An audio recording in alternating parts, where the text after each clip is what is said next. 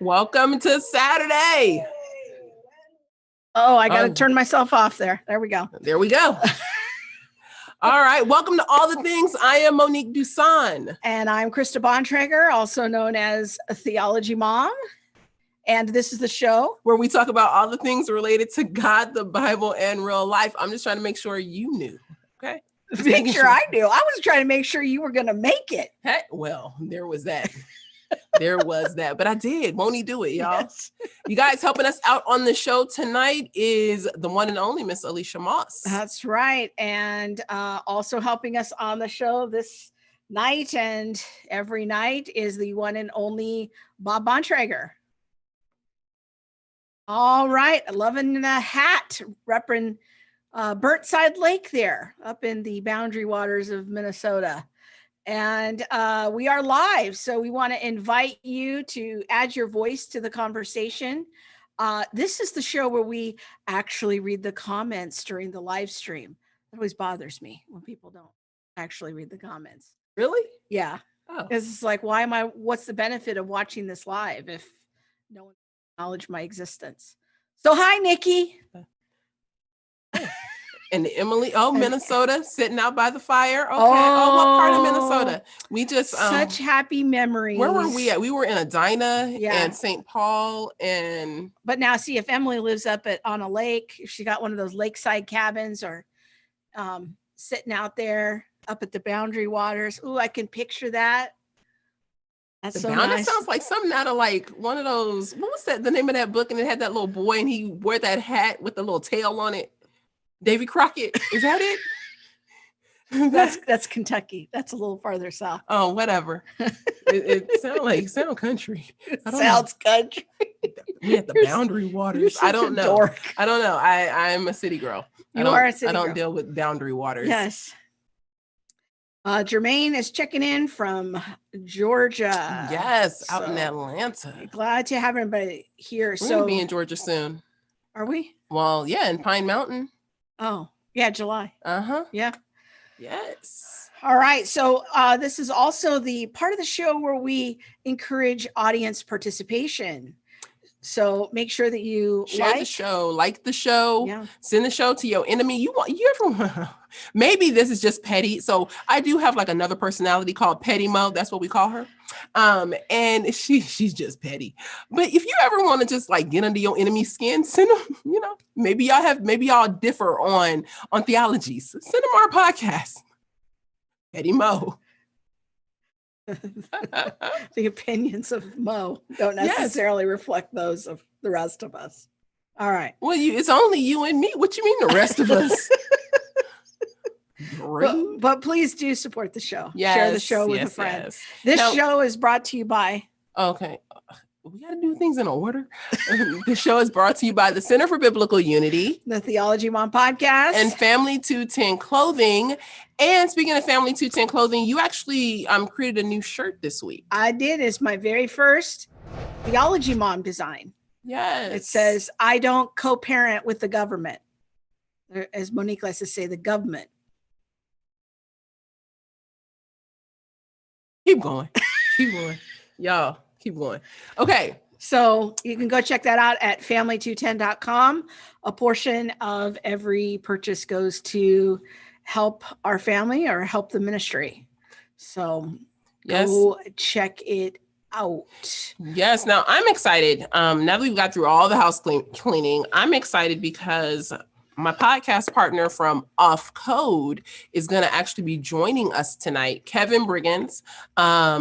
We do Off Code together. We'll talk about Off Code a little bit, but he wrote an amazing article, or not article, like a blog on, the multi-ethnic church and his experience in the multi-ethnic. Are you going to pull it up there? Because we got notes.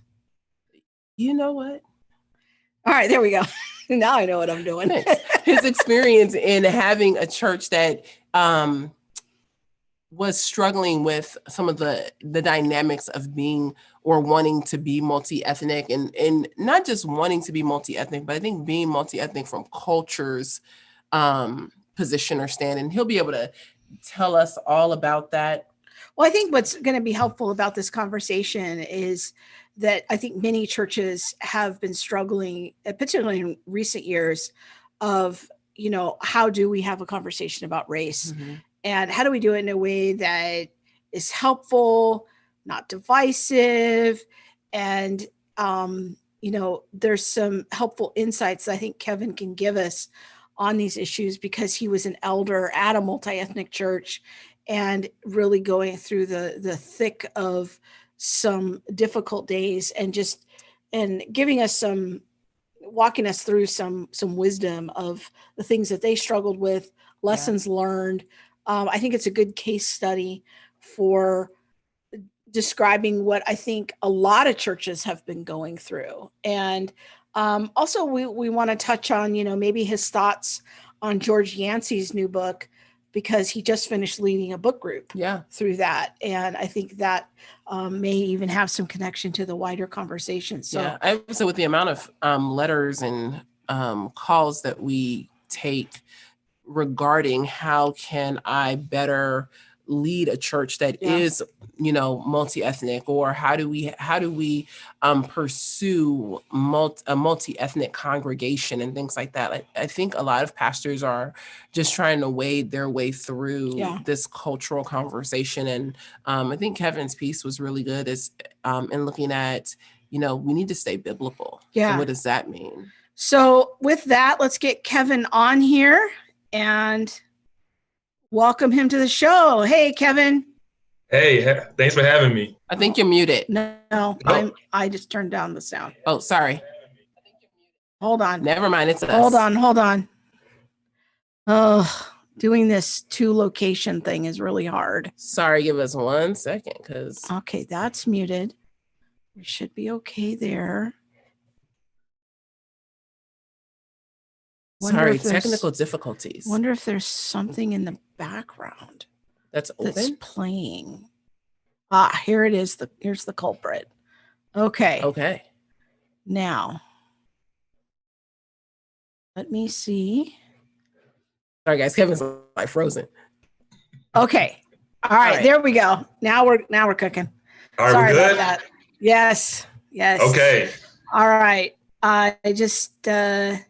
We're still doing 2 locations, and it's a little bit tricky with Bob being at home and us being at the office while we're refreshing our set at home. So sorry about that. Okay, so let's get into it here. Maybe now, for those who really follow the ministry, Kevin's not new. He's been on the family meeting a couple of times, and you guys co-host Off Code together. But maybe a good place to start, Kevin, is just tell us a little bit about yourself. Like, don't give us your whole life story, just because as fascinating as it might be, but just give us a little introduction and then maybe tell us how you found the ministry. Yeah. So I always like to start off with, I'm a husband and a father. Me and my wife, Shalonda, we've been married 15 years, and we have 3 daughters. And during the time of the period of this blog that I wrote, which started as a Facebook post, I was serving as a lay elder in a predominantly white, Reformed, non-traditional Southern Baptist church.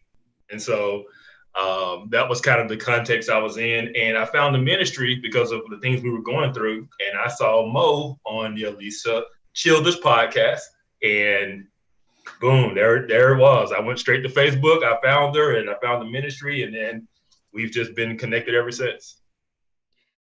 Yeah, we started seeing you comment on our social media, and we're like, who's this Kevin guy? And so, of course, Monique had to stalk you and figure out who you were. So I'm glad I passed my background check. That's all I got to say.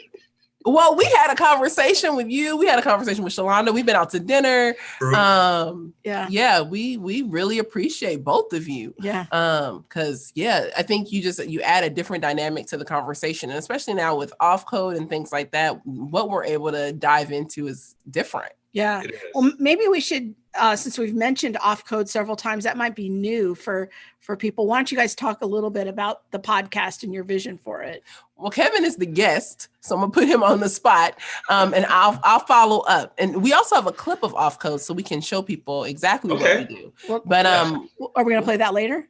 We'll play it as soon as we finish saying what we're up to. Okay. So Kevin, here, let me ask this: what was your vision in saying yes? Because I think I approached you. You had been pestering me. I'm gonna go ahead and say it. You need to do a podcast about this. You need to do a podcast about this. And eventually I was like, okay, I think, yes, I can see that. And don't you want to do it with me? And you was like, yes. And I was like, wow, so quick. Okay, here we go. Yeah. So first of all, it started out with your vision. I was just hounding you about doing it because you gave the vision for it. And you just had a heart for really addressing some issues within the Black community that weren't really being tackled in other places or in the general discussion of things. And I thought that was a great idea. And then when you came to me and said, hey, will you help me? Do you want to, co-host it? Anything, I've always told you guys, anything you guys are doing, I definitely don't mind being a part of it. And so I was like 100% yes, let's do it. And so we were kind of going with a name for it. And I said, hey, what about Off Code? Because there's a thing in our culture about being on code, which means you kind of stay in line with the general message. You don't talk about family business in the street. You don't talk about things in mixed company, right? And so there's this idea that there's one conversation we have behind closed doors and one we have in the public. And if the conversation is going negative in any kind of way towards us, we stay on code. We don't talk about it. We stay on code. And so I wanted to break that. And I said, hey, let's call it Off Code and let's have these real hard discussions. And let's put it out there, these uncomfortable conversations. And then let's just have the full picture conversation out in public and let's see what happens. And so that's kind of what we've been doing. Yep. I remember the reason why I wanted to start it was because so many things were being blamed on whiteness and white people. It was like, I remember when Lecrae came out with that thing about we can't talk about abortion until we talk about whiteness. We can't talk about Black abortion until we talk about whiteness or white people. And, poverty was blamed on whiteness and white people and drugs. And I was just like, we can't blame everything on whiteness. Like if you get pregnant, you cannot say that you was lonely because of whiteness. Like all your actions and steps were because of whiteness. That it don't make no sense. Yep. And so that's where like the idea of starting to talk about the things we don't talk about publicly really came from. And you really pushed me to do that. And I was like, okay, here it is. And so I'm super glad that we do it though. We're going to record our 5th episode soon. Right? Seventh. Sorry. Episodes 5 and 6 are already out. Thank you. Thank you for letting me know. So just so people know, they can go catch replays of Off Code on the Center for Biblical Unity YouTube channel. It's also available on Apple Podcasts and Spotify. Just search for Off Code and you'll be able to get that. Do you want to play play a quick clip? I have like a 1.5-minute clip. All right. So here's a little free sample of Off Code. People are trying to find different ways to solve the problem, but nobody is willing to go back and say, have we lost? What did we lose? What changed? And what really changed was we got away from Christian principles that were so key to the Black community, whether it's the civil rights movement Christianity is key to, whether it's, the principles of marriage. I mean, just growing up, I'll put it like this. We need more Big Mama churches. That's what I'll say. Yes. we have lost Big Mama's church, Big Mama's religion, Big Mama's church, faith, hope, principles, work ethic. We've lost all of that, all those things. And so I think if we're going to really solve these issues, we got to say, okay, what did we lose and what do we need to get back to? Instead of trying to come up with new things to kind of put band-aids on the problem instead of looking at the root issues.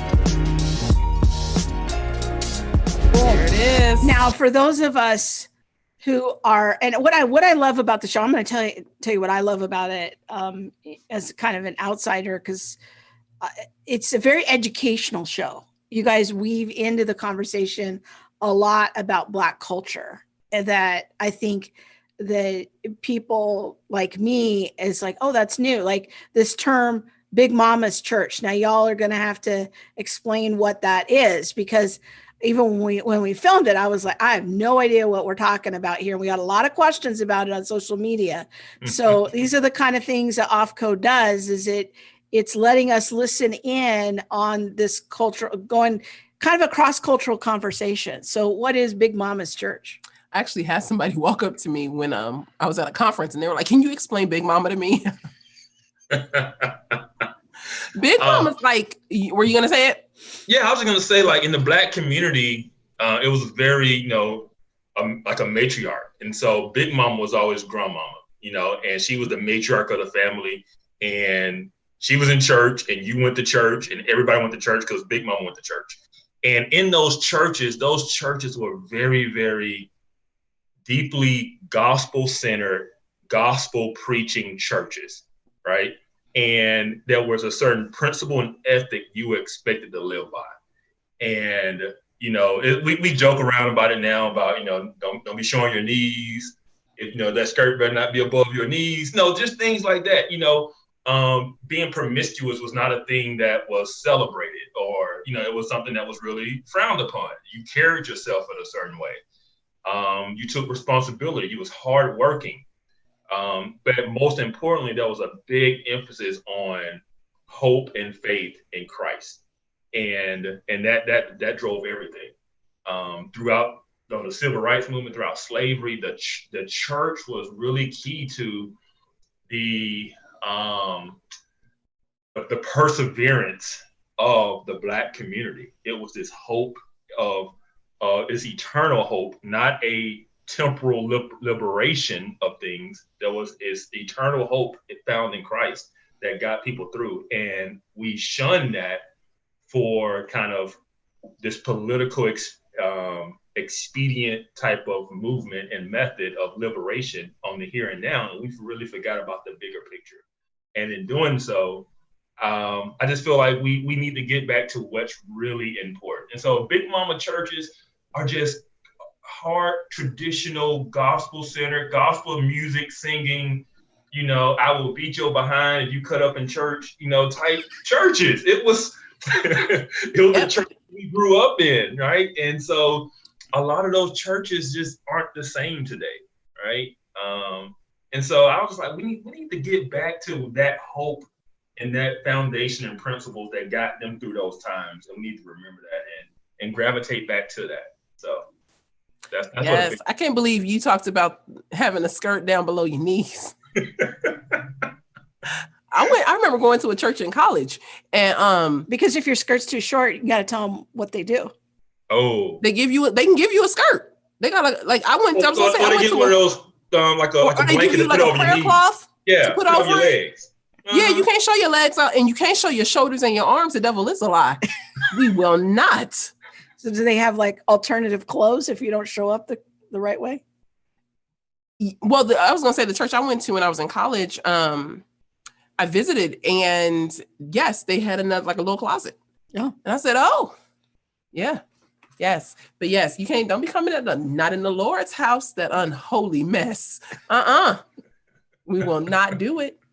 So go check out Offcode and the wonderful conversations that Monique and Kevin are having over there. Again, you can find that just by searching for Offcode on Apple Podcasts and Spotify, as well as on the Center for Biblical Unity YouTube channel. There you go. Yes. There's our playlist. Thanks, Bob. That's it. So go check that out. So with that, let's transition into the conversation. Maybe, and again, tonight's conversation was kind of launched because of a Facebook post that we turned into a blog post over on the Center for Biblical Unity website by Kevin. And so that will be the written version of tonight's show. But maybe walk us back to setting some context in the church that you were in, kind of pre 2016 election and what your vision was for the church and what were relations like then in your church? Relationships were great. There was no issues. We were a healthy church. We were a growing church. We were a vibrant church. We were a mission-driven church. Where were you located? So we had recently located the end of 2015 from a suburban context to an inner city context. So we merged with a dying church in the inner city that had a huge property. So we were in a storefront in the suburbs. We were like just busting out the seams, running multiple services, that type of things. And so we really wanted to be in the city. And it was also the cheaper option as opposed to building a new building, So we took over with this existing church. They were dying out. The young couple in the church was 65, right? They were just, dying out and getting older. And they were meeting in the chapel of the church and not even in the main sanctuary. Mm-hmm. And they just kind of cut the power off to the rest of the church to keep the cost down. But they had a huge campus. This was a historic church of its day that used to be vibrant. But, in 2015, it was almost dead. And so we merged with them. When I say merged, we took over. We kept the name of the church. That was pretty much the extent of it. But it put us in a context of the mixed community. Majority Black, but still mixed. There was still a lot of whites that lived there. Everybody was typically on the lower economic scale of things, and so that's where we found ourselves. So we went from a place of no material need around us to a place where it's all around us, and also a historic sense of racial division, right? And so I think most people are familiar with the term white flight, or the term of kind of the white migration from the inner cities to the suburbs.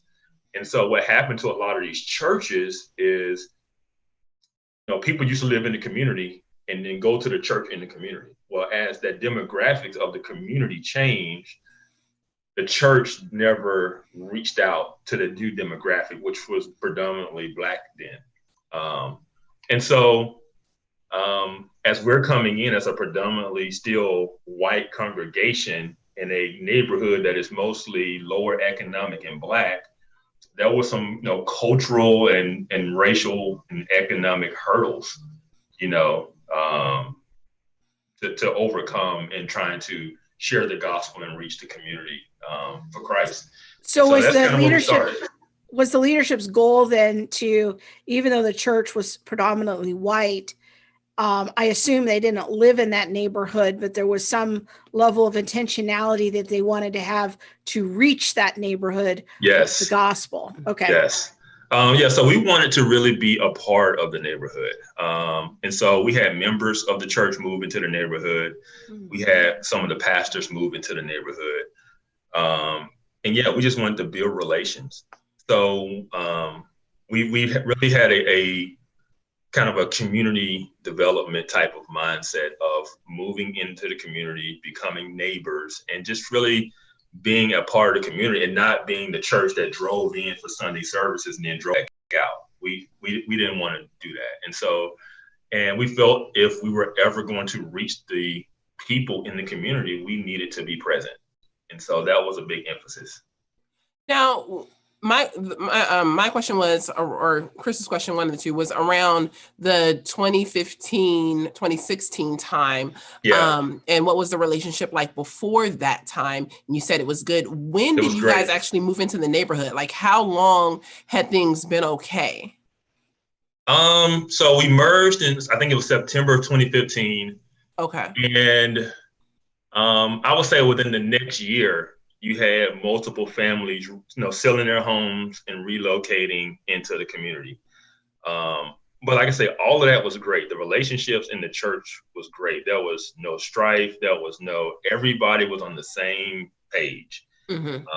It wasn't until the summer of 2016 that things began to change.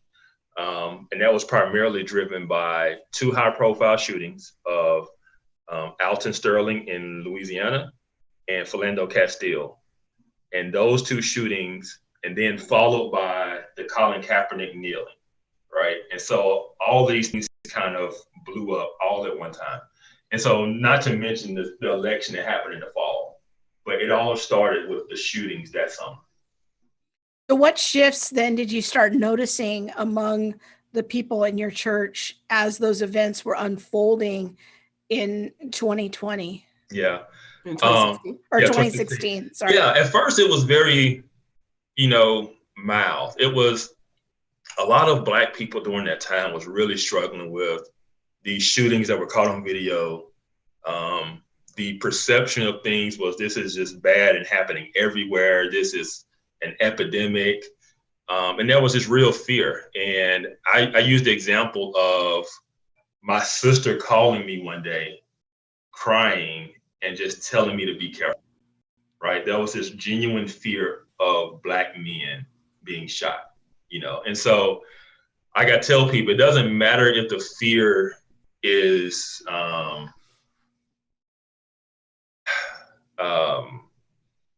what's the word I'm looking for? It doesn't, warranted? Yeah, it doesn't matter if it's warranted or not. It just matters that it's real. And there were people, even in our church, that was kind of really shaken up by those shootings and felt a certain type of way. And so it really started out as just kind of this concern of what's going on, these feelings in the community. And so the first thing we did was we held a I don't call it a panel discussion, but it was me and the lead pastor on stage. We did kind of an interview style, and kind of what we're doing now. He just got me to explain what was going on and why people were feeling the way they were feeling, and just kind of giving the church a broader understanding of what was going on, right? And why the Black community was responding the way it was and seeing things the way it was. And then we did a Q&A. And so people could just ask questions, and we were just trying to help shepherd and guide people through this. And at the time, it was like, okay, that was great. There was nothing controversial about it. It was good. What happened over time were some of the Black people in the church began to read things and be shaped differently and have a different view and post certain things on Facebook.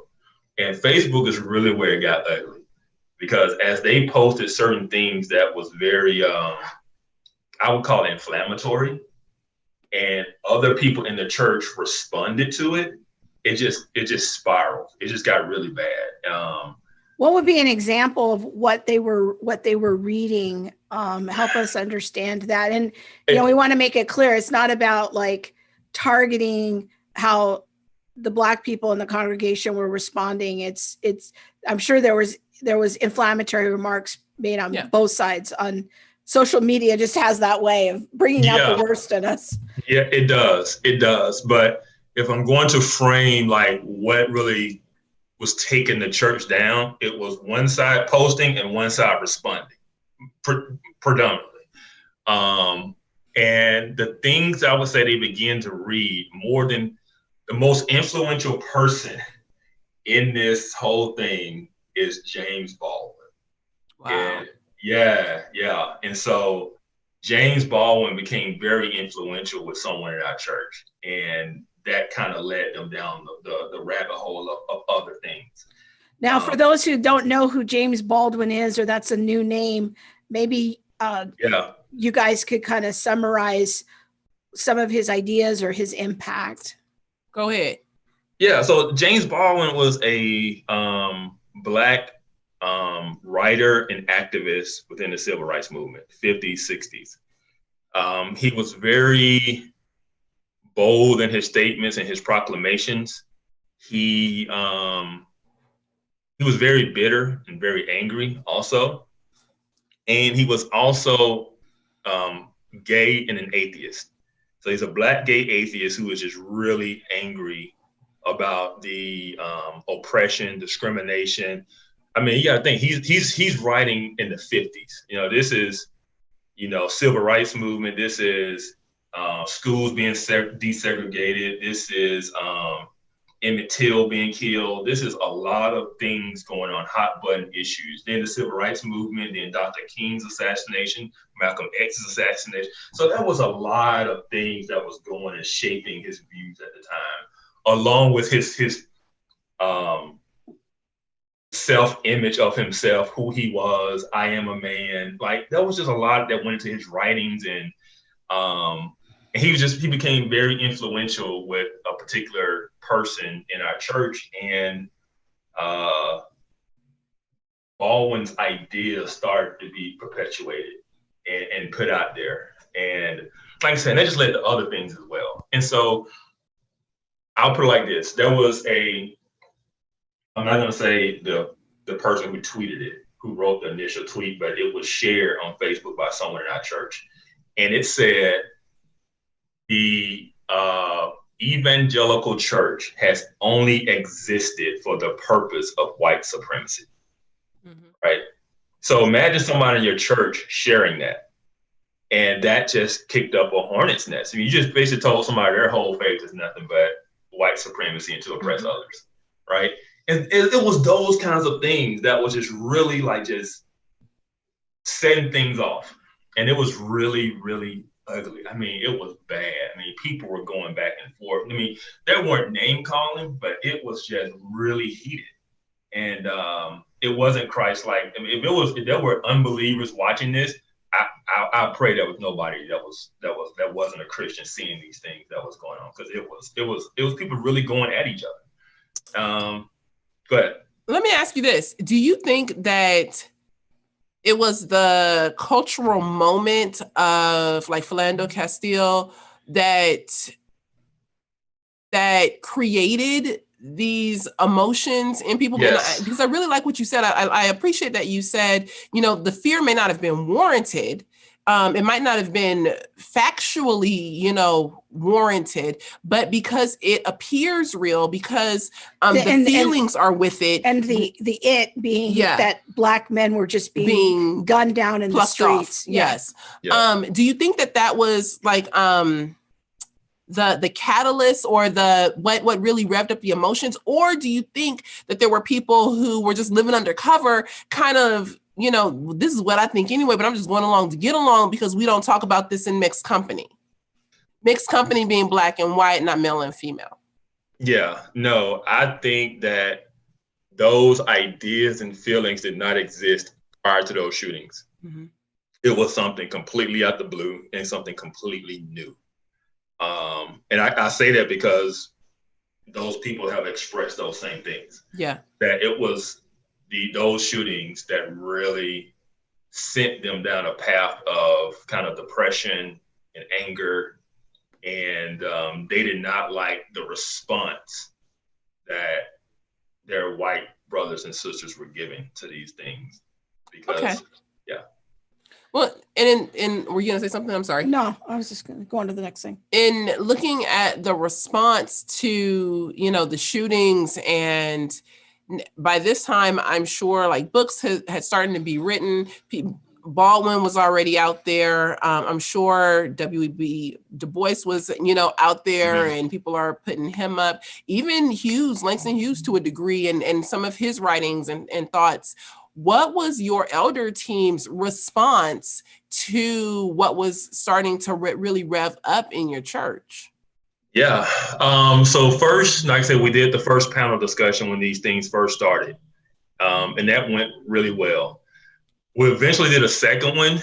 And actually we did a third one where we invited people from the outside to kind of do a Q&A and kind of give some perspective and stuff. I will say this, because those people who were those loudest voices that had the issues, they took offense that they were never asked to be on the panel and given a microphone. They were really offended that I was up there speaking and they weren't. They really took it personal. So we did the panel discussions. We did a sermon series on the book of Amos on justice. We did, now this was a controversial thing that we did. Looking back on it, we probably wouldn't do it again. That's just speaking from me. But because there were so many issues and there was so much tension, we had dinner at one elder's house, cooked out, and we invited all the Black families from the church to come, only the Black families. And we just said, let us hear your heart. Like, what's on your mind? What are you feeling? What are your concerns? And that night went really well. It was once the rest of the church found out that we had kind of a Black only type of meeting that they thought was the wrong direction to go, right? And so, like I said, we were really trying to make efforts we had a portion of the church that really had some concerns. They had some issues, they had things they were going through, they had emotions they were dealing with, and we were really trying to help them not only navigate those things, but just kind of help us understand, okay, how can we minister to you? How can we shepherd you, right? And what it ended up being eventually was there was just demands and things that they had wanted that we couldn't adhere to, and so, I mean, like I said, there were some legitimate things, but some of the things you can tell looking back at it now was just driven by kind of what we would call a CRT type of ideology now. The color of the authors and theologians quoted from the pulpit was brought into question, So not the legitimacy or the accuracy of the sermon or the quote or who was quoted, it was, we're just quoting all white guys, right? And so those types of things started to be issues they had, which before were never issues. But all of a sudden, these are the type of new issues we're having to deal with. And so, like I said, we took a listening ear, we took a discipleship approach. One thing that I did, I don't think I've ever really talked about this, but because the online conversations were going so bad, they were so bad. So when you start a group on Facebook, it can be a public group, it can be a private group, or it can be a secret group. I started a secret group, which means that if somebody searches for it, they can't find it. And I took all of those kind of white conservative, the people who were really arguing back and forth in the fight, I invited them to the group and I said, we are going to have a real hard conversation about these things. I was the only minority in the group at the time. And I said, let's hear it. Because anything that was said publicly was met with the accusation of racism, which has shut everything down or made everything defensive. And so I said, no judgment, no nothing. What are your thoughts? What do you have? And they started, firing away. And I started responding and answering, and I realized very, very quickly that they were just ignorant. And like from the definition of the word, they needed a history lesson. They did not understand the history and context of things. And I had to realize too that, we were living in the South, but everybody's not from the South. The things I grew up with learning, I realized they had no clue, right? No, like a lot of people now have heard of Tulsa, the Tulsa race riot. They had never heard of it, right? They had never heard of, outside of like maybe the 16th Street Baptist Church bombing, right? They might have heard of that.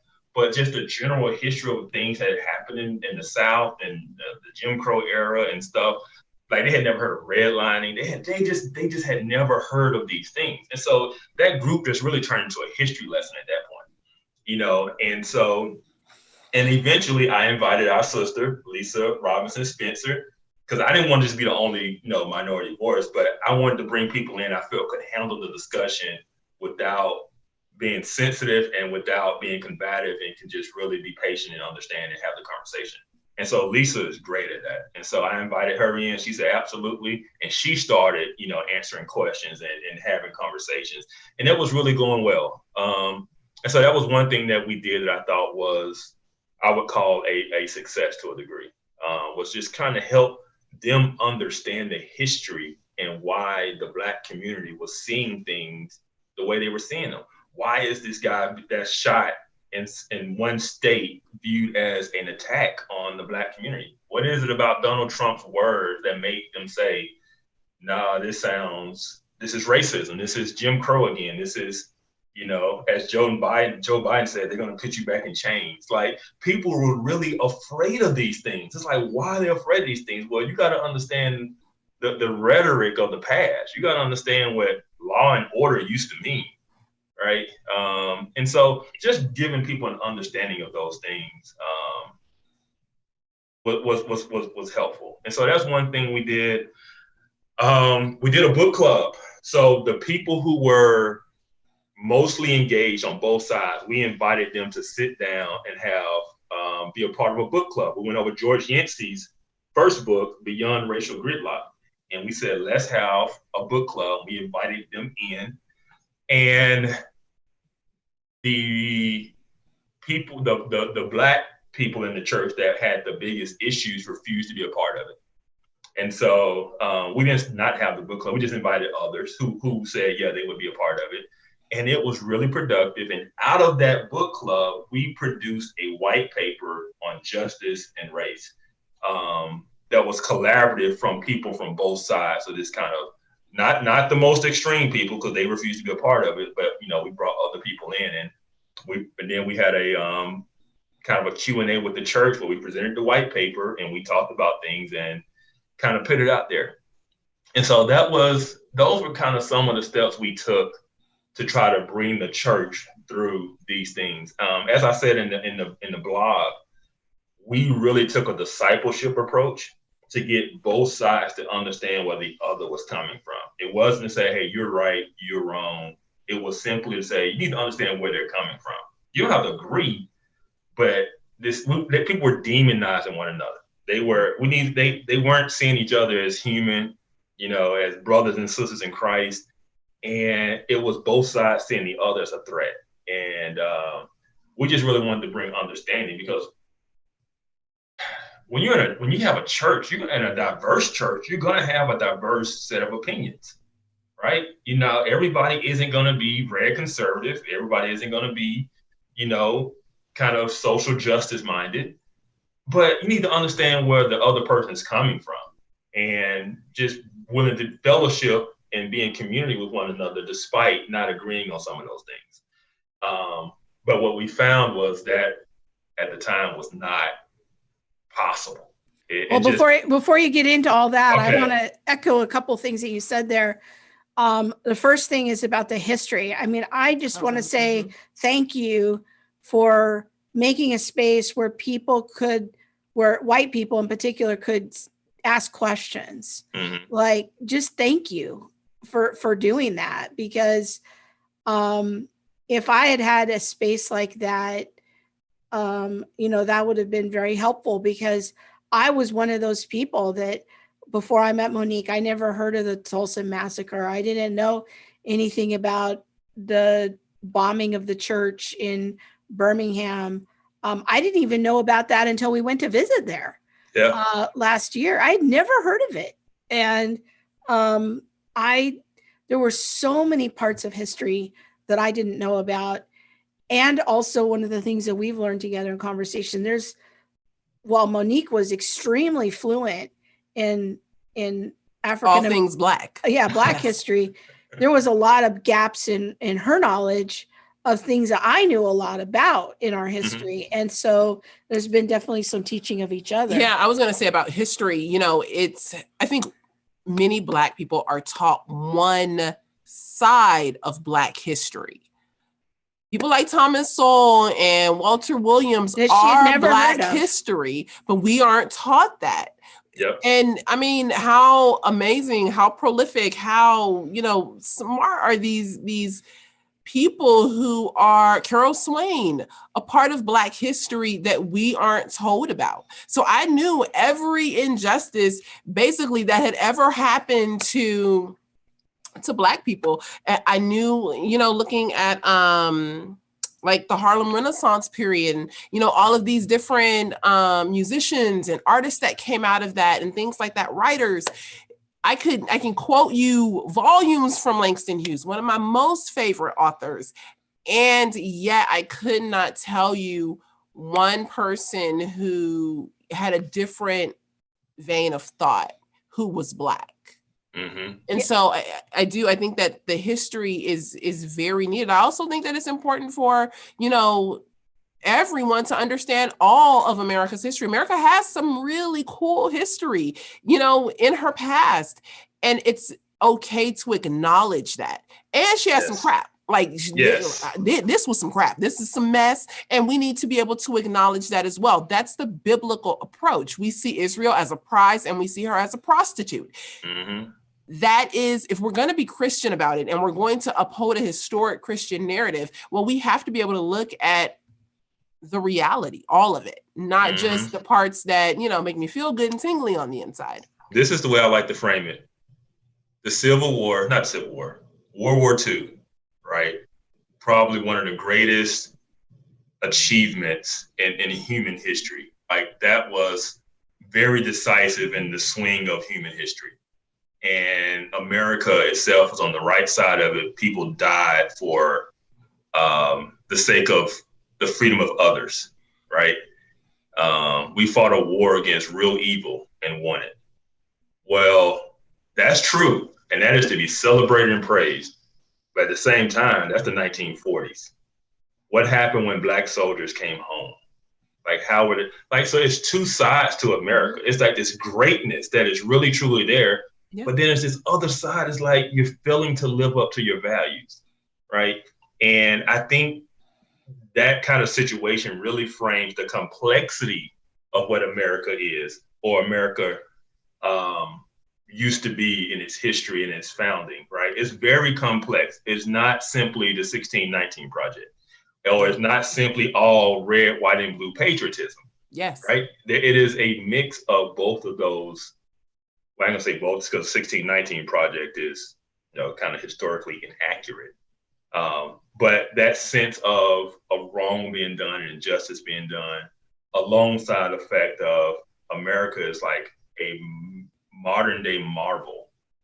From a nation standpoint, this is something that has never existed in human history. Mm-hmm. Self-governance people from all, like, I know we like to break things down to black and white, but all those white people came over were not one single group of people. They were multiple different ethnicities and groups and classes. And so when you understand, like, the real melting pot that America was and still is, it is a miracle in its existence. But it's also the reason we have some very, very unique issues here that isn't common to other nations that are usually like homogeneous, right?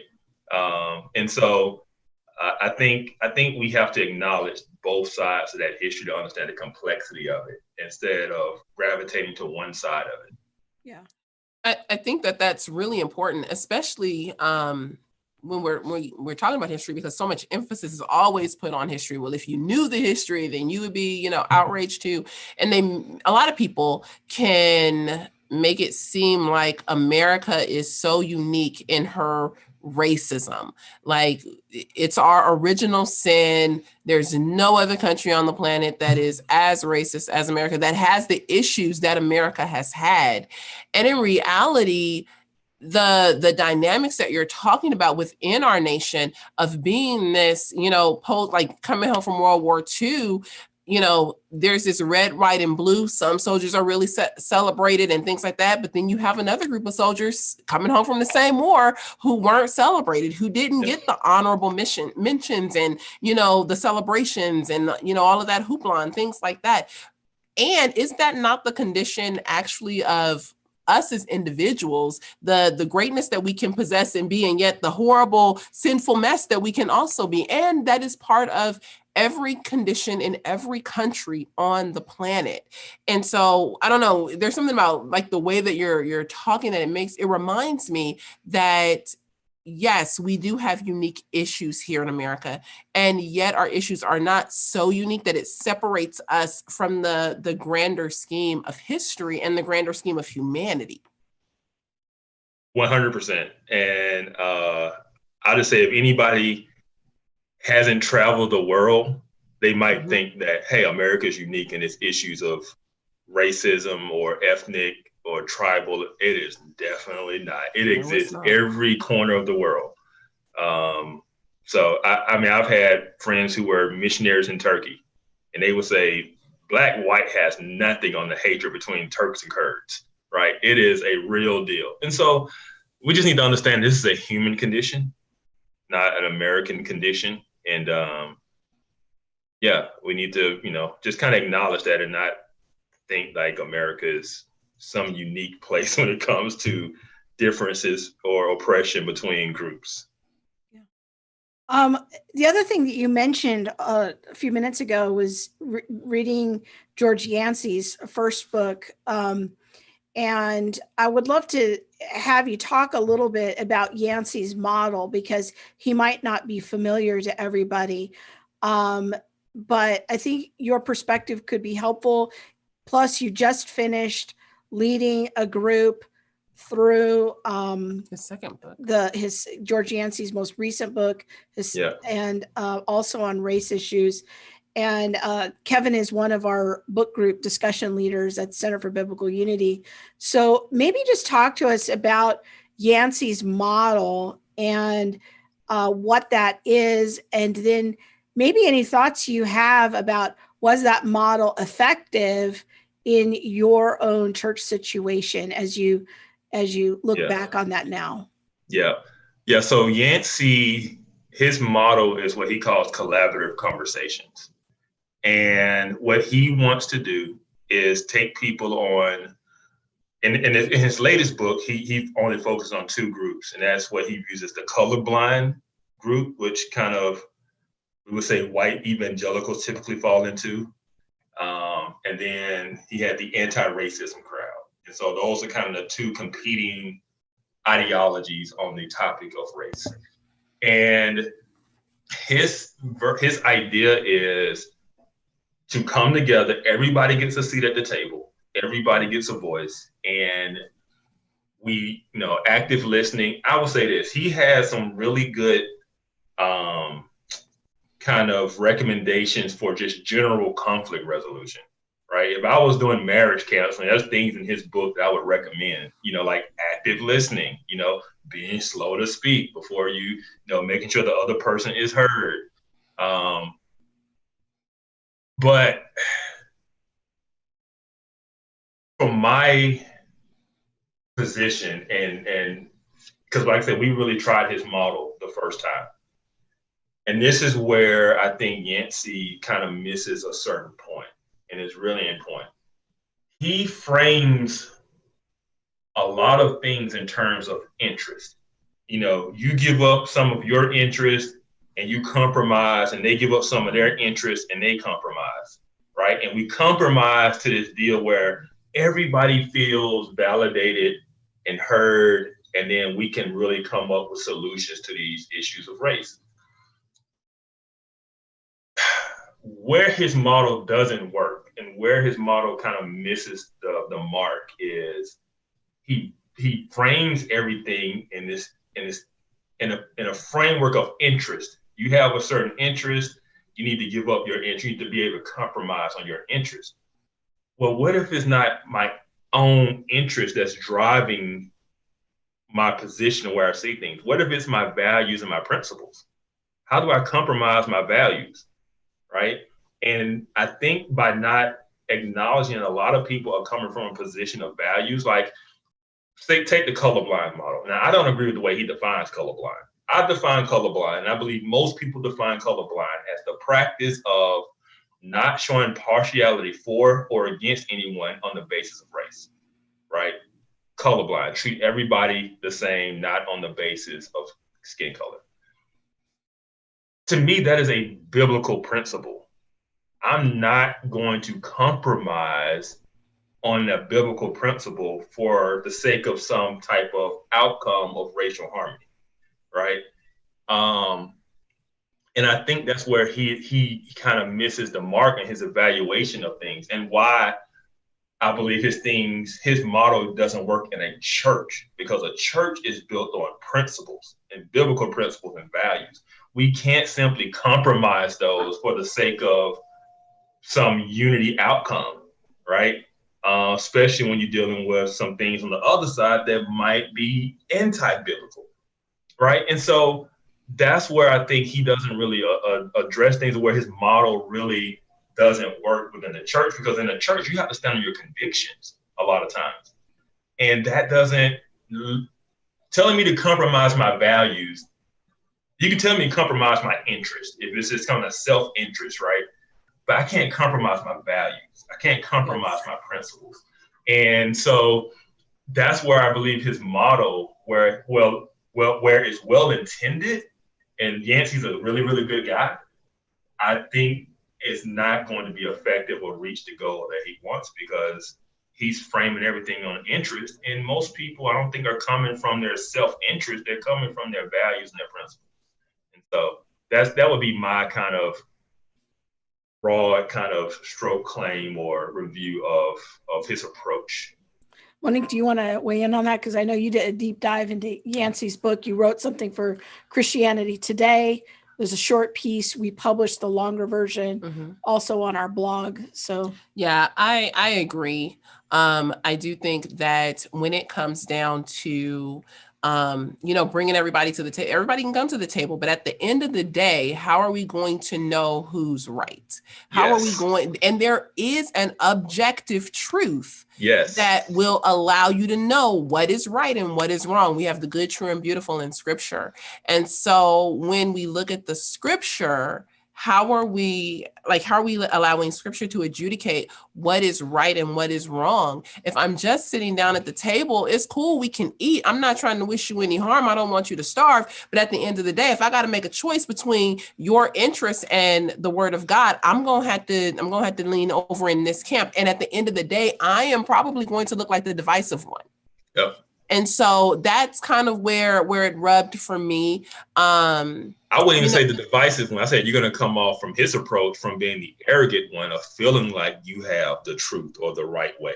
Well, right? And that's the exact thing I was going to say. Is that there's a line in the book where he says that just because we're Christian, we can't act like we have the word of God, like God has said. And I'm like, but God has said. And do you remember that part in the book? Yeah, absolutely. And so that's where, and I was clear, like and they kept it in the Christianity Today piece, and I think I expounded upon it in the longer piece, is that no, as Christians, we must act like thus saith the Lord, because thus saith the Lord. Like if I don't act like thus saith the Lord, my whole faith is a mess. So it's a wash. Yeah.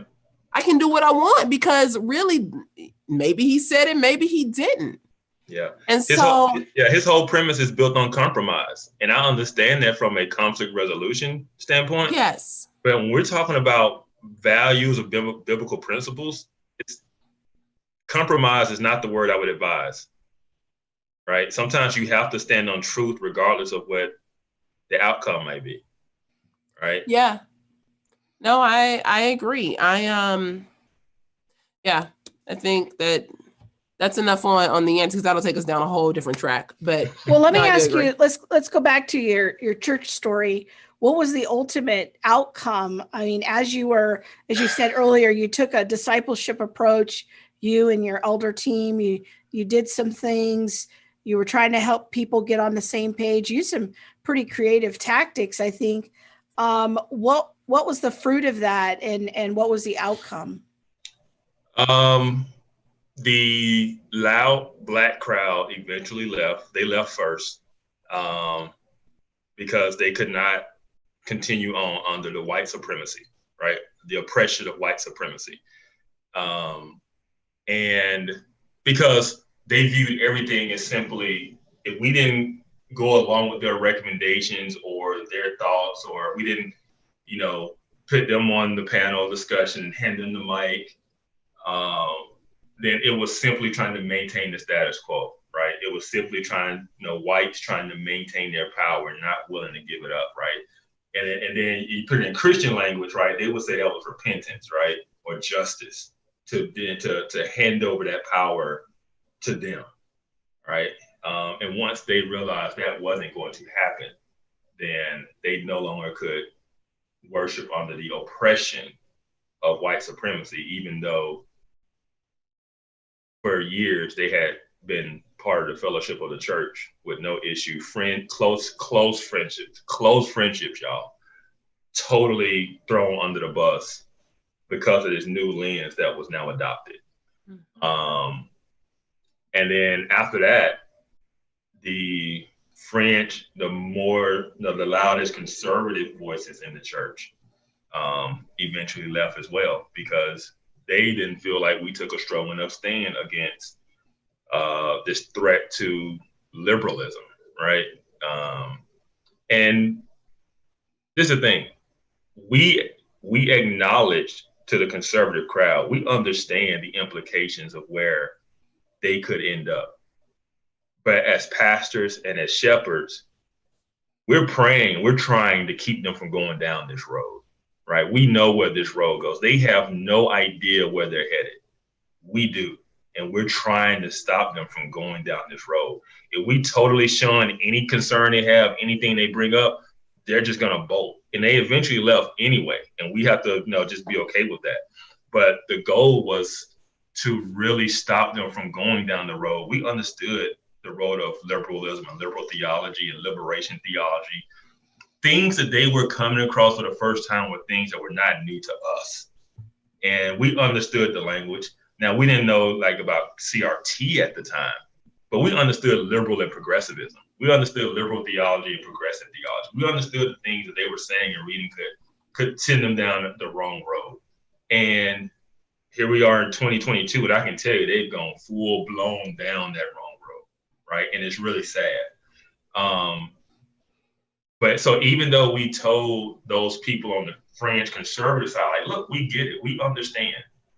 And even though there was never any of that stuff preached from the pulpit, there was never any of that stuff espoused from us, they still had a lack of trust in us. They didn't like the way we handled it. They thought we should have been way more boisterous in our opposition to them. And eventually those people left the church as well, for churches that they felt was taking a stronger stance against some of these things. And so both fringes of the church left, and I believe the church is, even though I'm no longer in that church, if I just had to say from an outside looking in, it's probably healthier today. It's back to where it was before the crisis hit, because both of those groups kind of departed. So in hearing you talk about the oppression and white supremacy and, all of these things, the thought that keeps coming to me is this is why definitions matter. Mm-hmm. This is why having biblical definitions and using biblical terms is really important. And people are like, well, culture is using all these words and we need to be able to speak their language. And you know what? Having an understanding of what's happening in culture is one thing. But when we come into the house of God, understanding what is a biblical definition of marginalization, what is a biblical definition of oppression, these things are very important. So you can really know when you might be being oppressed. Yep. But you can't just make up something and be like, well, because I don't have the power of an elder, now I'm oppressed. Do you have the qualifications of an elder would be my question. Yeah. But, when we don't have the proper definitions in place and the proper understanding of some of these words and how it was meant in its original context, not how we've kind of flipped it around in 2022, but what did it mean biblically to be oppressed? Who were the marginalized in scripture? Then we can sit down and say, okay, no, you're not actually a marginalized person. As I told them many times, people disagreeing with you is not oppression. Right. Mm-hmm. And that's what it was. You had people who just simply disagreed with you. That's not you being oppressed. No one is oppressing you. They are disagreeing with you. And if you can't handle disagreement, then that's a problem. Right. And so. But you want to be an elder. Stop it. No, they wanted to be a heard voice. They wanted to be a leading voice. They wanted a platform. They wanted to be affirmed. And there were, if you were part of those conversations that were happening on Facebook, you would say there's no way you can give that person a microphone in front of the church, right? They had a passion. They lacked discernment. They lacked wisdom. They lacked caring for people who didn't look like them. Right? They lacked the ability to care for people who didn't think like them. And there was no way we were going to hand them a microphone in front of the church because we're trying to, say disciple the church. We're trying to give the church the right way to go, and we're not going to give them some of the kind of what we would call woke preacher clips that we've seen online would have definitely come from that pulpit or that stage if we had to give them a microphone. They were at that point in their ideology, right? And we just couldn't. We couldn't, but they desired to be, and they resented that they weren't. And that was one of the biggest issues they had, was they weren't asked to be up there. And then that was directed at me because I was up there, right? And that made me the token, even though, as I explained, the different things that I was doing, it wasn't the way they would have approached it. It wasn't the steps they wanted to take. They didn't care about bringing people along. They were like, no, we need to, if the church splits, it splits. If those people leave, they just leave. We need to just come at, both sides wanted us to just come at it with a hammer. Yep. Right? And outside of coming at it with a hammer, from either perspective, nothing was good enough. Right? And so no matter what efforts we made, it was never good enough. So our lead pastor preached a sermon on justice, and it was really good. And he's one of the best expositors of scripture that I've ever been around. And one of the black members of the church who was very vocal, I guess he found out what was being preached that Sunday, and he showed up that Sunday. And afterwards, I just kind of say, hey, what'd you think of the sermon? And his response was, not impressed. Like, it wasn't to impress you. Right. It's just, that was just nothing we did was good enough. Right. And then they wrote articles and now a book on just all of the oppression they went through and the hardship they faced and all these types of things. And at the end of the day, they simply adopted a new worldview that other people pushed back on. And they call themselves oppressed. And so I still have a heart or a place in my heart for those people. We were really close. But today, I don't know if I would call them Christians today. I'll say that. So. Now, you made a statement earlier that at that time you didn't know what critical race theory was. You didn't really know anything about that. And we're getting some questions on the chat related to this. And because so much of the pushback that Monique and I receive is like, well, you're talking about critical race theory. That's just a boogeyman that doesn't really exist. It's an imaginary thing that's just put out there by white conservatives because they don't want to lose power. It's not a real concern. And I'm just wondering, in your situation a few years ago, even though you didn't know anything about critical race theory, it seems like you went through real problems that were not imaginary. 100%. 100%. And I will say this, when I really did start kind of say, okay, what is this stuff? And I did find, things about critical race theory. It wasn't from conservatives. The first voices I found and the loudest voices I found were from the left. They were liberals who were speaking out against this because they experienced it first in their communities. And they were the ones who were speaking out against it and things like that. We talk about, a lot of people know James Lindsay. James Lindsay is not a conservative and he's not a Christian. He's an atheist, right? Brett Weinstein, right? And from the Evergreen College situation, liberal, West Coast, Oregon, progressive, like liberal, speaking out against these things. I've talked about it before, how CRT hit the knitting community. And the two people I found from the knitting community that was really speaking out about against this stuff, they were liberals.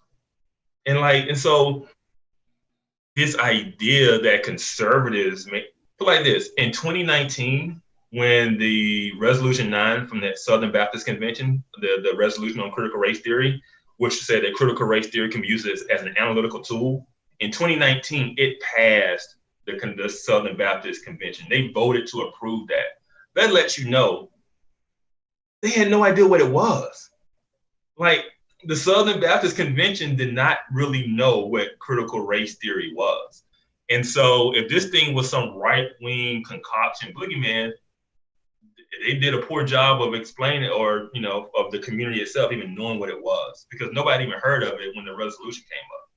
And so this idea that this is some right-wing conspiracy and boogeyman to take things, you know, the discussion off of race. Now, have some people probably used it that way? I'm sure they have, like to shut down any conversation of race or label anything about race as critical race theory or anti-racism. But the truth of the matter is, the loudest voices and the first voices were from the left, because they encountered it long before we did, or in like the SBC per se.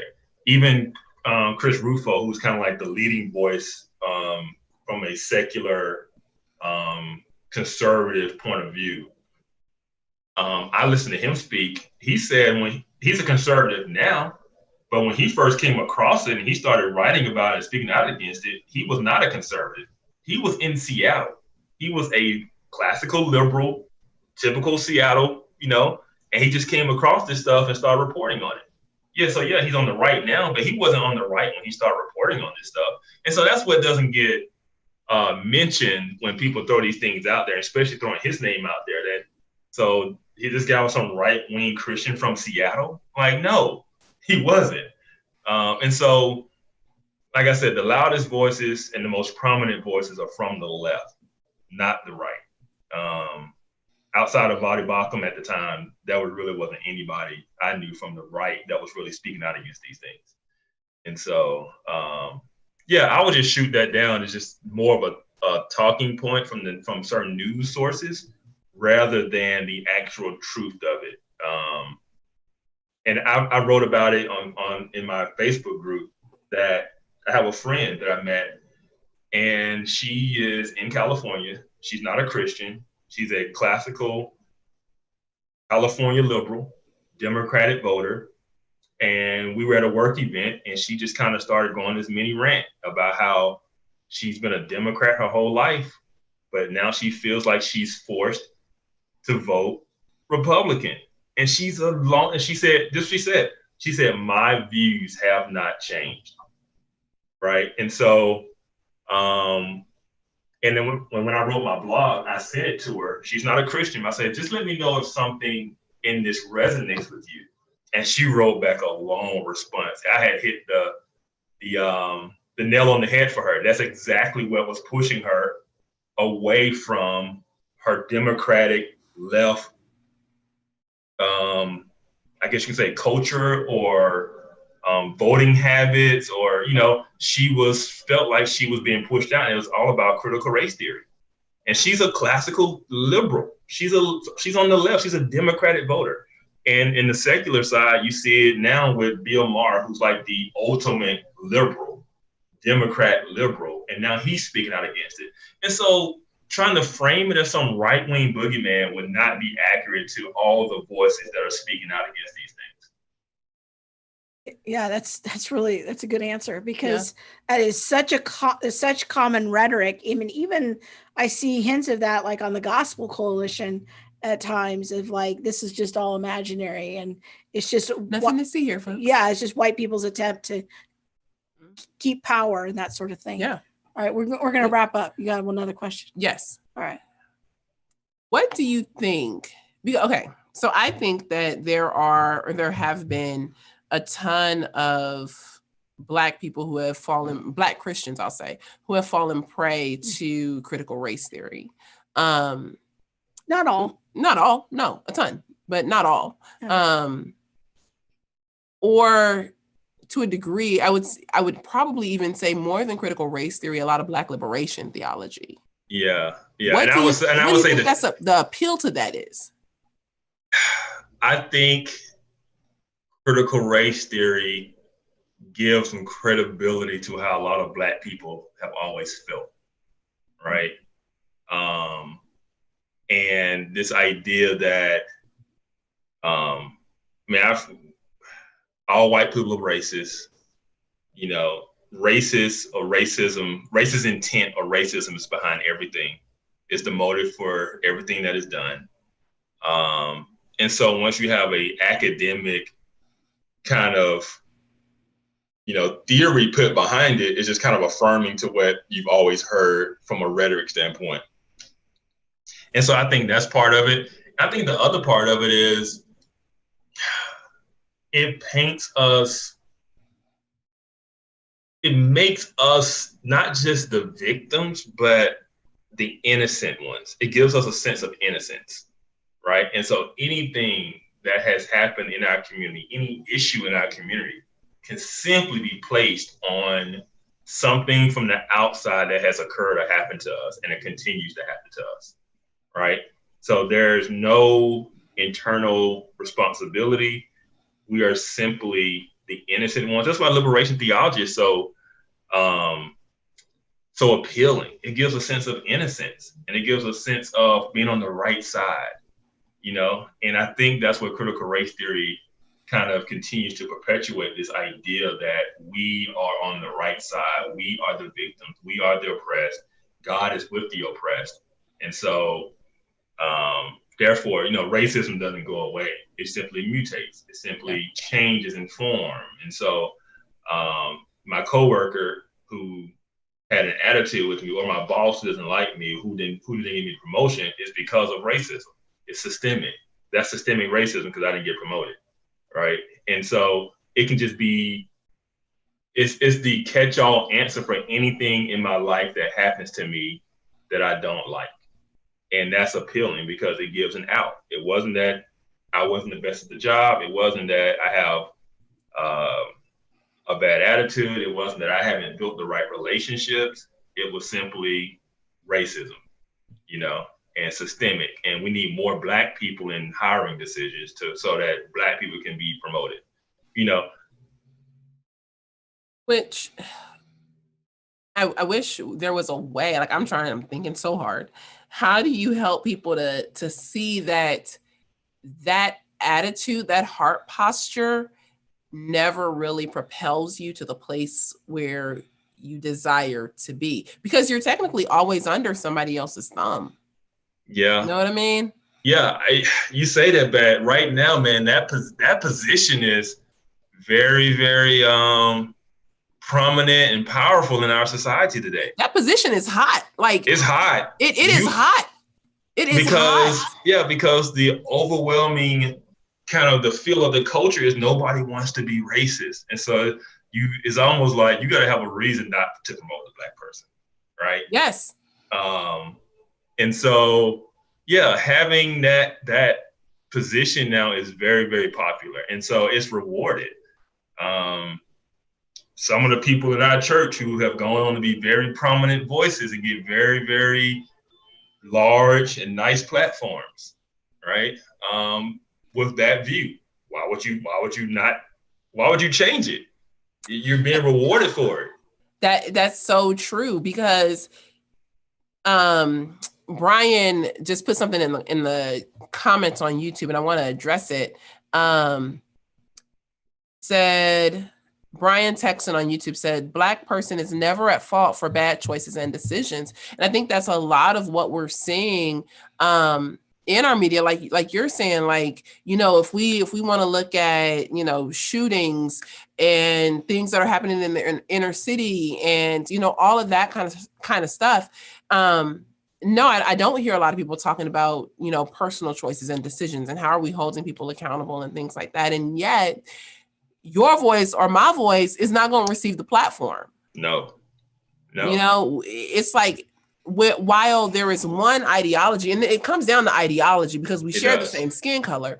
So one ideology it appears to that there is a pass on a lot of things. But then on the other side, I feel like I'm held under scrutiny all the time. Like, I can't believe Monique said this or Monique said that. And, people write in or they hit me in my DMs and what did you mean by this? And, so you're held. Some people aren't held to decisions, or not every group, I would say that, but I think it falls more on the lines of ideology, not skin color. Yeah. And I'll say this too, just looking back growing up and even now, I don't think we realize how much of the Black community is driven by conspiracy theories. Like, when we say we're not at fault for anything, we have a conspiracy theory for white people doing everything to us. I mean, they're responsible for rap music, they're responsible for drugs, they're responsible for the police, they're responsible for, unwed mothers. Like, everything in the community is the responsibility of some effort by white people to oppress us and hold us down, no matter what it is. And so I don't think we realize how much we've gravitated to conspiracy theories, and that really shaped the community. We're going to talk about that on Off Code. We should. Yes. We should. All right. We are definitely over time. Thank you so much for being with us and for breaking down your experience and allowing us to kind of take a peek into your experience as a case study for, when a church doesn't, when they wrestle through, some of the cultural issues on race that we're seeing today. We appreciate it. And I'll be seeing you on Off Code. Absolutely. Anytime. And I just want to say, with the blog and with this tonight, I just hope, I know with the blog, a lot of people told me in church that they were encouraged by it. It kind of gave them something to go off of. And I hope tonight just brought some more clarity and kind of direction in that. So thanks for having me on. Well, thank you. Thank you very, very much. Thanks, Kevin. We'll see you soon. Yep. Yeah, have a good one. All right. Bye. So I'm curious what takeaways or do we need to read the comments? No, I'm just reading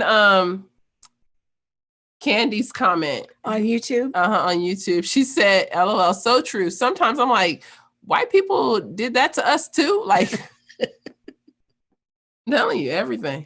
Like the I retweeted the, what's that girl's name? The guy who played in the Pirates of the Caribbean, Johnny Depp. Oh. And Johnny Depp and whatever his wife's name was or is. But somebody put on Twitter, they wrote like a whole blog about it. And they were like, if a white blonde woman can be found, I guess, guilty or whatever, like it didn't go in her favor, what does this mean for Black women everywhere? I was like, and so I read the article, and a lot of it is like, when you kind of parse through it, to me, it was talking more of like white male patriarchy. Like, if the white man can do this to a white woman, a blonde white woman at that, like, what does that mean for me? I was like, it don't mean a dang thing for me. This is a lie. This has nothing to do with that, but it is the white people's fault again. I'm sorry. I don't know what to tell you. Well, this is a good comment from Gwenda on YouTube. She says, well, we, as in white people, are responsible for the police. They made some really good music. That's kind of funny. It's a group. It's a group. Yeah, I'm not. I don't really know a lot of like historical music. It's not historical. It's from the 80s. Oh, I definitely don't know 80s music. Sorry. White music. I don't know why my mother didn't. Okay, Pauline, if you are listening, I am so sorry, and I didn't mean to call you Pauline publicly either, Mom. But let me explain. So when I was growing up, I was allowed to listen to Black music and Black music only. There was no white music in our house, except for this one guy, and he had a deep voice, and I didn't realize he was white. I don't even think Pauline realized he was white, and now I can't even think of his name or his song. But what is his name? Anyway, we were not. She said, "What is you listening to? That's some white music. What you listening to?" Yeah. Mel says your honesty and self-awareness are so incredibly valuable and needed. Thank you. There was a very nice comment earlier about Kevin, just how much discernment that his church showed in making him an elder, and just how wise he is. He okay. He all right. That's why we love Kevin. He very well. You know who we really like is Shalonda. That's who we really like. I don't think we're getting Shalonda on this show. No, not Michael Bolton, Gwenda. It was another guy. He sang, I have to go back. I have to find it. Because I remember Michael Bolton in like I was a kid. I had to be, I don't know. But yeah. Alicia Moss says, hold on while I get my cane. I'm feeling old. No, but yeah, if y'all want to talk about like 90s music, Black 90s music. Yes, I could, because we were not allowed to listen to anything white. So this whole time I thought Salt and Pepper was like a white group. She thought it was a white and black group, but they all white. I mean, they're all black. But like Salt and Pepper, or I mean, if I want to go back into like the 80s, probably I can talk about like Whitney Houston, Michael Jackson. Keep in mind she was like 5 in the 80s. Alita Adams, maybe. I don't know if she was in the 80s. Regina Bell. I don't know who any of those people that are. girl who sang Superwoman. What was her name? She was like, I'm not your Superwoman. That's my jam, girl. What in the world? Okay. That was my jam. We gotta go. We're gonna go have the Impact 360. Belle Biv DeVoe. All right, we're gonna go hear from our friends at Impact 360. Then we're gonna come back with some final thoughts that are not related. White. Yes, her name. Gwenda, I need to have lunch with you. Bye. Yes.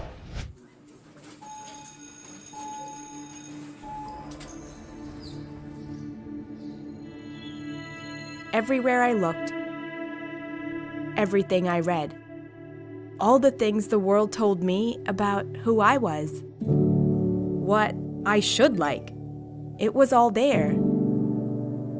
The thinking had been done for me.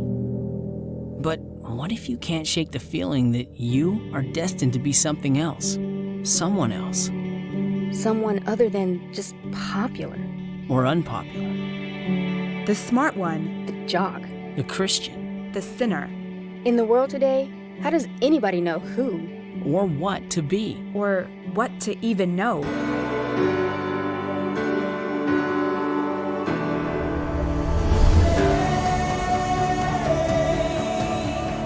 I found those answers and more. I learned how to think through the superficial problems and transcendent issues before me. And begin to understand what God has revealed. And why faith is not blind.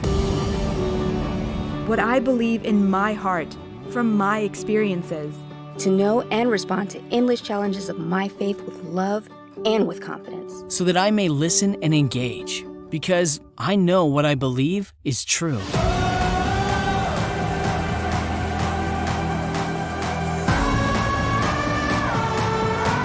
A community where you are transformed in your character as you discover your identity in Christ. And your God-given calling. It's not only who you are, but where you should be. A community where you are cultivated as a leader. Where you will learn how to live a life of service to others as you follow Jesus Christ. The Impact 360 Institute is a community of experiential and holistic learning where you develop confidence in what you have always believed in your heart to be the truth. Then take what you know about God and what you know about yourself and live as an agent of change in your own community. Know Jesus more deeply. Be transformed in your character. Live a life of kingdom influence. Know, be, live.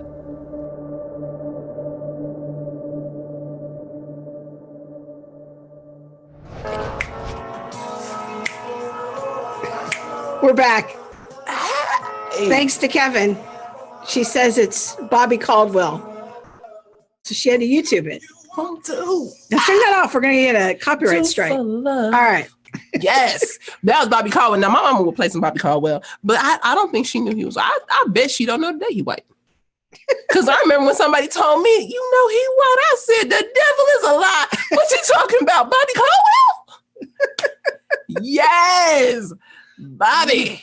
Okay, Alicia says her teenagers are going to go to the immersion next summer at Impact 360. We'll be there. Yay! Yeah, we're going to be there next month. So maybe we'll be there next year too. Yes. So yeah, check out our friends at Impact 360. They have amazing programs. gap year program. They have summer camps, and they even have a grad program, master's program. It's a worldview program. It really submerses your, is that the word? Submerses? Immerses. Submerges, immerse. I don't know what that was. I'm still on Bobby Caldwell, okay? They really dig deep and bring your kids, your teens deeper into their worldview and understanding why do they uphold a Christian worldview, or do they uphold a Christian worldview? What does it mean? And then they look at some relevant cultural issues like progressive Christianity, critical race theory, deconstruction, and say, why is this not in alignment with the historic Christian worldview? Yeah, so we're one of the speakers, our friend Elise Childers. We're getting tired. It's been a long day. You know what? So we're in our office. Sean McDowell and others. Our friend Brett Kunkel. Uncle Kunkel. Girl, we ain't talking about that no more. Okay. So we in our office, and the air conditioning broke last week. It's so hot. And so the air conditioning people are only coming on Monday. Y'all, we done. It's so hot. It is. That's why I had to take my jacket off. I couldn't with the jacket during the show. It is hot. At one point, the heat was blowing. I could feel it. I'm right under the vent. It was just like a warm trickle. People, I cannot. Anyway. Are we going to, I want to let everybody know that the family meetings are now available as a podcast. Yes. So thank if you you can't so tune much. in live, I talked the Queen here into letting me put them up on Apple Podcasts. So just go search for Center for Biblical Unity. And Bob's got the last, 7 or so meetings up there that people can access as a podcast. So go check that out. You call me the Queen as if I, do something weird. I am not. No, you are the Queen. I am not. Stop it already.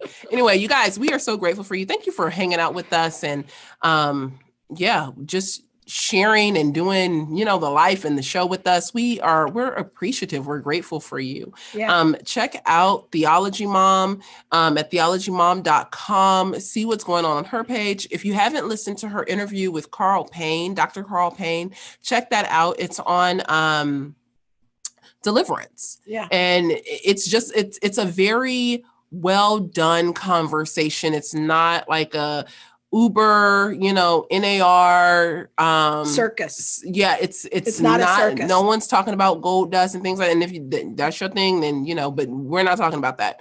We're really taking a conservative look at deliverance, and is that something for today? And then check out. Go ahead.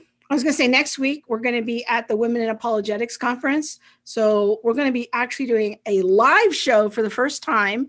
So next week, when you tune in, you're going to be catching a replay that we will have done on Thursday night as a live show. We've always wanted to do a live show in front of a live studio audience. So you'll see the hijinks with one of Monique's old college friends. So we're looking forward to that. My college friend's sister. Yes. So college acquaintance. Yeah. Super thankful for you. Also check out the Center for Biblical Unity. Follow us if you're not. Get in the conversation. We're talking about everything related to race, justice, and unity, but from a historically Christian perspective.